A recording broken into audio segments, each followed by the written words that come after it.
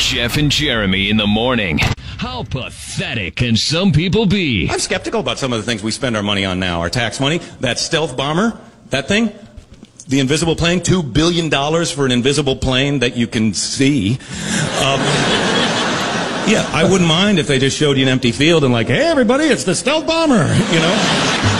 Now I'm getting my money's worth. But they don't. They fly it over the Super Bowl, you know? They're like, look, it's the stealth bomber. I'm like, not invisible. Turn it on.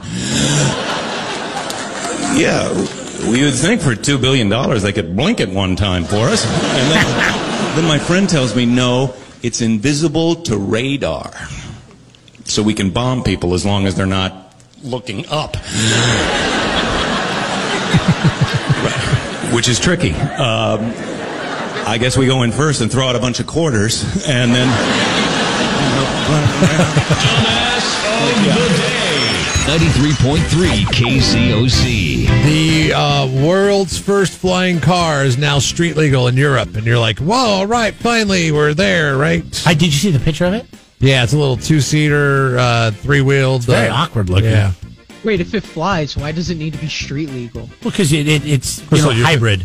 So you can drive it on the road and then fly it when you need to fly it. And then everybody, you would think, okay, well that's great, because then when I'm stuck in a traffic jam, I can just fly.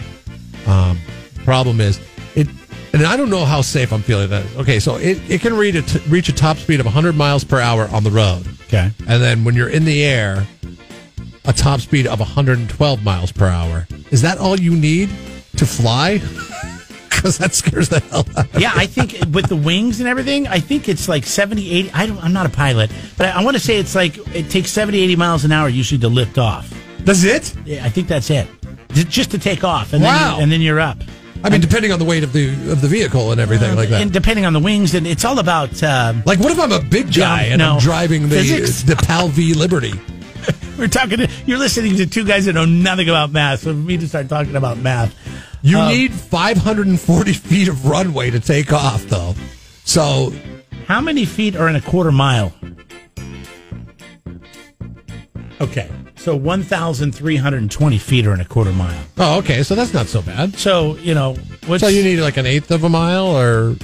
Yeah, you don't need that much, but you're definitely going to need some room. Yeah.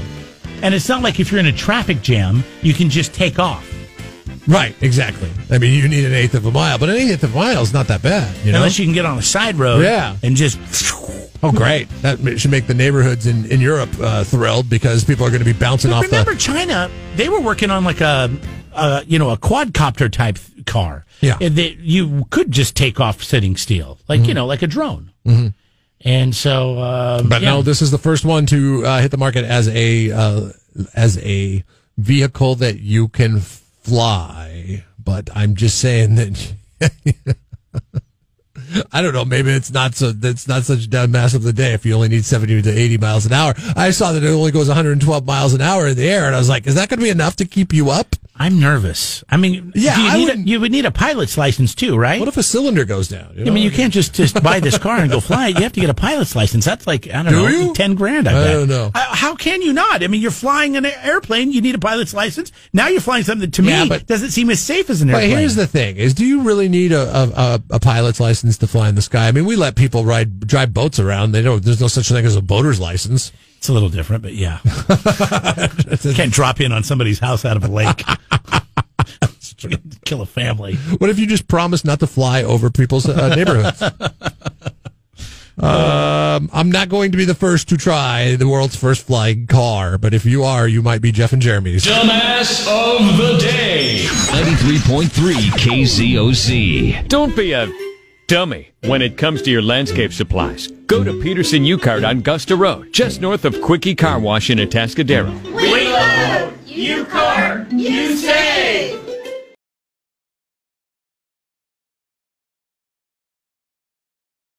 When was the last time you cried? Oh, God, this week? I don't know. You are a crier. Ever since I hit 40, I don't know what's going on. Hold on, let's get Cameron in here. Do you ever cry at a movie? Cameron cries. You hear the way he says hello? Of course. Yeah, I know. See, I was never that. I was never a softie. And I don't know what happened. I hit 40 years old, and Everything changed. Now if I see a movie or some TV show and somebody does something nice for somebody else, like good, tears are flowing. Last time you cried, Cameron? Yeah, I've cried at a movie. I think I've cried at TV shows. Have you cried this week over something? I bet I have. I'm sure I have. No, I haven't. What'd you cry over, Jeremy? In the last 7 days? I don't know. It was probably a movie we watched. I watched the end of the Gilmore Girls finally the other night. I finished it up. Oh, I would cry over that. And I didn't cry. I'm so pissed. My wife asked me. You never cry, though. My wife, she goes, "Did you cry?" And I was like, "No." Why would she even ask you? Are you crying more than I... No. 'Cause I remember you never being a crier. I don't cry. I very rarely cry. We've talked about this. People who are close in my life die. I don't cry. I'm just not a crying guy. You know what's the worst is when you go to a funeral and you're not crying. And you're not crying. I know. And everybody else is. I know. This happened to me one time. Terrible. My best friend, Jimmy Fairbanks, tragic death. Got hit by a car riding his bike right before school started. I've told this story, but and so it's a shocker. And we go there, and all my friends are crying, and everybody's crying, but me, and I'm trying to freaking cry because you're the I feel like such a best jerk. friend. You're the best friend. You should be crying. I just kept my head in my hands the whole day. I couldn't pick up my head, and everybody was rubbing my back. I think they thought I was crying, or they were trying to get you to cry by rubbing your back. No, I'm serious. I think they were consulting me because they think I had my head down because I didn't want to pick it up because I wasn't crying. No, they were consoling you. They weren't consulting you. Did I do that again? Yes. Consoling me. Consoling you. No, they were consulting me on how to cry. Console. They were giving me advice on how to cry. They're like, maybe if we rub your back. Cry consultants. Maybe if we rub your back a little bit, that'll get the tears going. No, but I didn't want to raise my head up and even say thank you or hi to anybody because I was so terrified they were going to see I wasn't crying. That's happened at my grandfather's funeral. I did not cry. I mean, I knew that it was coming for a while. But now that you're older, don't you feel like... He'd been sick. Yeah. I was really close to my grandfather, and I felt the same pressure. I felt like everybody in the family was looking over at me as if to say, hey, when are you going to start crying, dude? I never cried, and I felt bad for not crying. Yeah. Good news for you and Cameron. Only 8% of the populace thinks that a man who cries is less manly. Oh, that's good. That's better than it used to be. 82% say no. It's totally manly for a guy to cry. So you guys are considered as manly. Yes. By 82%. Most embarrassing cry you've ever had, Cameron. I can't ask you this. Have you guys seen the movie Bad Grandpa? No. Yes. Wait a second. Okay. Okay. So, Jeremy, you remember the scene where Johnny Knoxville, as the grandpa, drops the kid off to, I think it's like a barbershop or something, to the kid's dad? Yeah. And then he drives away, and he's like, "Oh my God, I love him." Yeah, I cried so hard at that. I cried so hard, and I at don't Bad Grandpa. At Jackass's Bad Grandpa, yes. I cried at a Jackass movie. I think it's funny. Like, what do you think people think? Like, if you were watching a movie with one of your friends that was at the funeral for Jimmy Fairbanks, and you didn't cry at your best friend's funeral when you died when you were in a... But I cried at the movie. But you're like crying watching This Is Us. Well, thank God I really haven't kept in contact with many high school friends, except for one. And we only see each other every couple of years, so thank God. Yeah, because they would probably kick me, punch me. Too bad I'm never around when you're crying because I would love to take a video and then send it to you. You were here. My most embarrassing cry was when we had Lindsay on the show for a long time, and she started the show with us pretty much right after we started. We picked her out of the 20-something women to be our sidekick and be on the show, and then she eventually, because of the economy, and she wisened up. She had to get out of here, and she left, and that was a tough day. That, and it was the walking away music from the Hulk.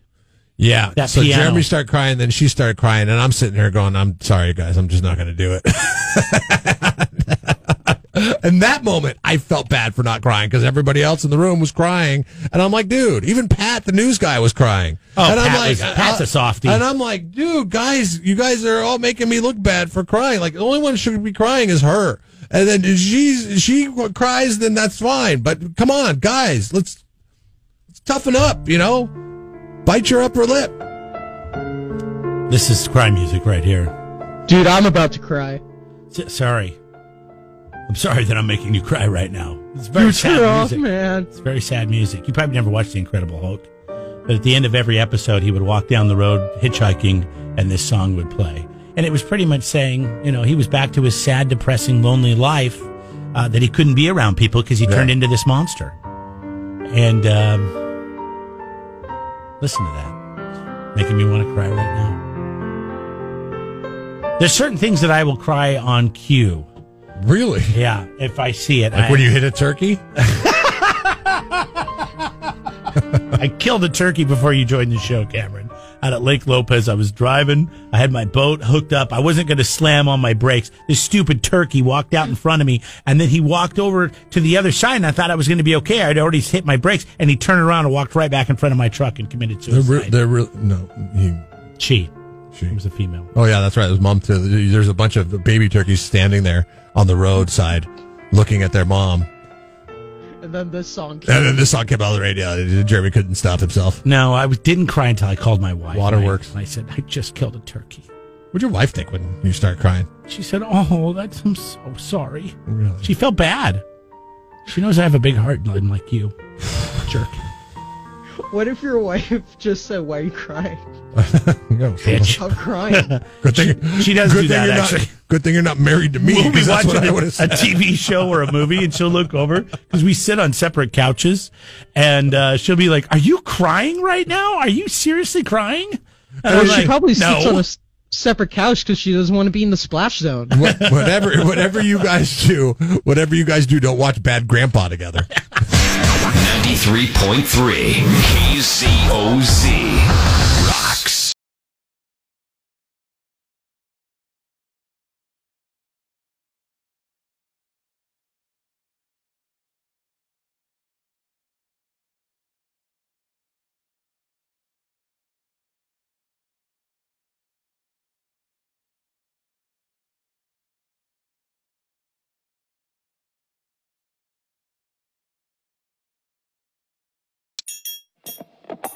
Subscribe to the Jeff and Jeremy podcast now on Apple Podcasts, Spotify, Google, and YouTube. It's your Central Coast commute-friendly podcast.